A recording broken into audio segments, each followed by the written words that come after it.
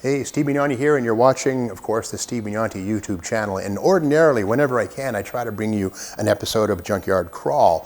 But what you may not know is back in 1998 through 04, I worked at Hot Rod Magazine as the tech editor.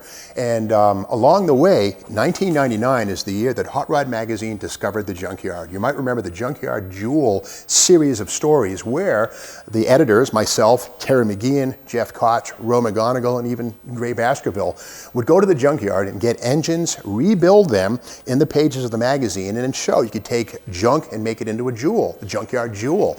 And this thing right here is a thing called the tear sheet from that January 1999 issue. And you can see all the things with a red check mark on them. These are stories that were assigned to me. The others were assigned to Terry McGeehan, who's now editor at Hemmings Classic Car and Hemmings Muscle Machine in Vermont. And of course, Jeff Koch, who also works for Hemmings now. Ro McGonigal, who lives in Florida now. And of course, Ray Baskerville, who passed on, but a legend in the world of Hot Rod Magazine. But this is something called the run sheet. And every month, we'd get one of these things. It was basically our marching orders for the month as to what the next issue was going to be. And after the success of Junkyard Jewel, we did another one for the August 1999 issue. This is a thing called a cover dummy. And for a little while, I was this thing called the Professor, and they put me in a white suit and had me sort of be a geek with horsepower numbers and stuff. This is an episode, or an issue, I should say, that never made the newsstand. The picture was used inside the magazine, but never actually on the newsstand, which is okay. A fellow named James Brown, no, not the godfather of soul, but a well-known photographer, took photographs, and these are some of the outtakes that were basically Polaroids used to just sort of set the scene. And we shot these at the Hot Rod Magazine studios. But that was all back in 1999, 22 years ago. Hard to imagine that. And I'm still doing Junkyard Crawl, and of course, recently Junkyard Gold, Roadkill's Junkyard Gold. But way back in 1999-2000, we did the very first episode of a Junkyard show. And it was actually taken from one of the many Hot Rod Magazine TV cassettes, these VHS cassettes that Hot Rod gave me for being the host on some of the segments, and I digitized them. So for your viewing pleasure coming right up, watch this now. This is one of the first episodes ever of me in a junkyard. This is where I go daydreaming and playing hooky, and Ro McGonigal, my editor, catches me in the junkyard. So enjoy. This is the very first ever episode of a basic Junkyard Crawl. Enjoy. Welcome back to Hot Rod Magazine TV as we play hooky in the boneyard with technical editor Steve Mignonti. Well, it's a weekday morning and I'm out cruising for fresh metal here in the junkyard. Been writing a lot lately, and it's just a lot of pressure, and sometimes I have to get away. So I come out here and, well, some people would say that I'm ditching work or playing hooky. No, I'm not doing that at all. I am absolutely working right now, and I'm looking for new story ideas. That's right, that's what I'm doing. This is just such a beautiful, beautiful place. It's like a springtime meadow, the fresh air. There's no flower garden that's more beautiful than this to me. It's an opera for the eyes. It's beautiful, beautiful out here.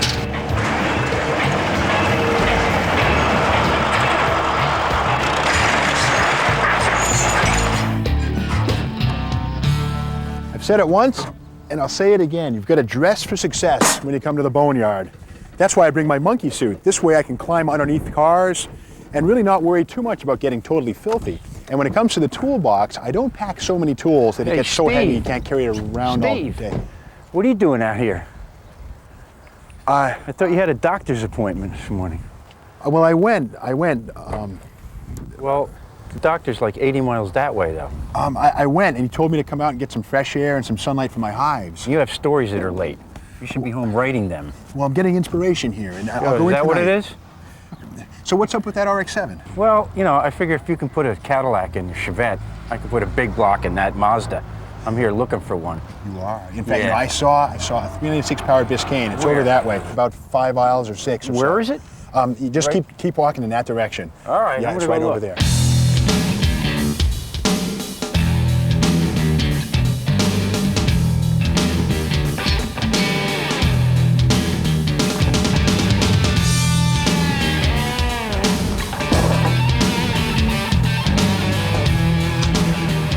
The 1980s Mustang is probably one of the more popular American cars.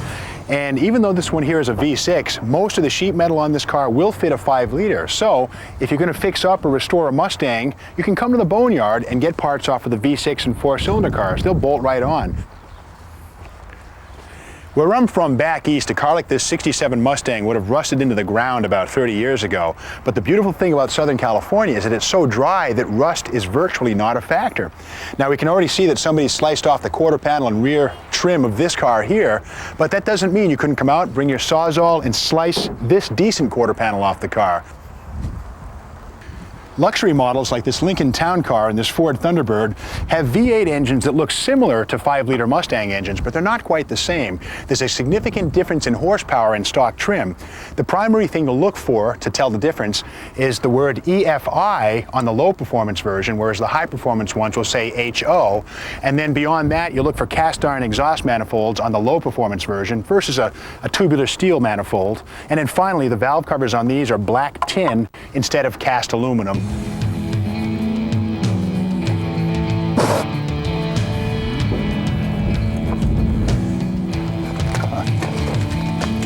Third-generation Firebird and Camaro models are fascinating. There were many changes that occurred through the 80s as these cars moved from strength to strength. What we have on the left-hand side here are the aluminum brake drums that were used on the backs of these cars in the 84 up period. And these are excellent because they dissipate heat and they weigh less than the iron drums that we find on some of the earlier cars and base models. Plastic and fiberglass body panels are usually associated with 60s superstock drag cars. Well, 82 and 83 Camaro Z28s have plastic hoods from the factory. They're lighter than their steel counterparts, and probably someday this is going to be a pretty heavy-duty collector's item.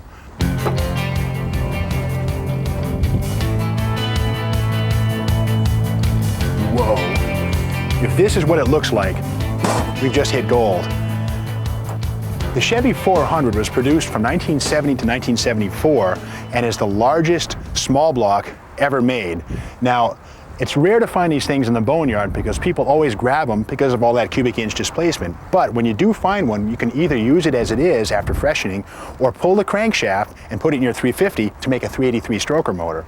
Now, the way you find out if this is the real deal is to add up the clues. Initially, of course, we see the emblems have been pulled off, but there's the ghost mark of the 400 cubic inch emblem. If the emission sticker's around on the radiator support, which it is here, you see it's a 400. Because these engines were all externally balanced, whereas the other small blocks were internally balanced, the front of the engine on the harmonic balancer, you're going to want to see a scalloped area on the back of the balancer. If you see that, you found a 400. On this one here, it's definitely there, and we're going to pull this thing out. It's a score.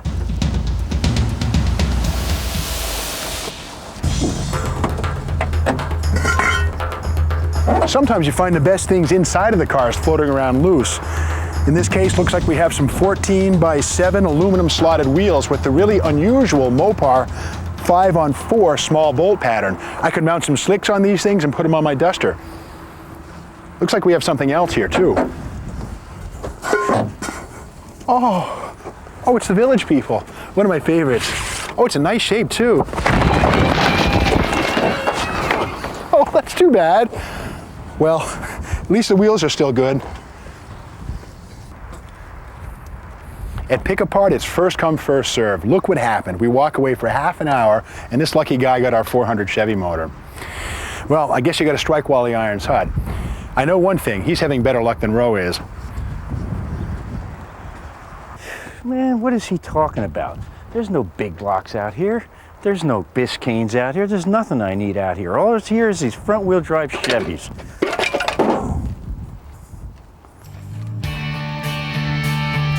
Well, we've done it again. Another excellent day in the Boneyard. We found a Chevy 400, some solid sheet metal, some neat tidbits. It just goes to show that a bad day in the Boneyard is better than any day in the office. Steve, you feeling better? Yeah, You're looking better. You know, I've been all over this joint and I haven't been able to find that big block anywhere. What color was that car? Well, it was red, wasn't it? Or was it blue or Yeah, it was probably maybe pink, huh? You know what? I've wasted enough time here today. I'm going to get in my car and go home. You should go back to the office and work on your stories too. You hear me? All right. Hey, it's my car!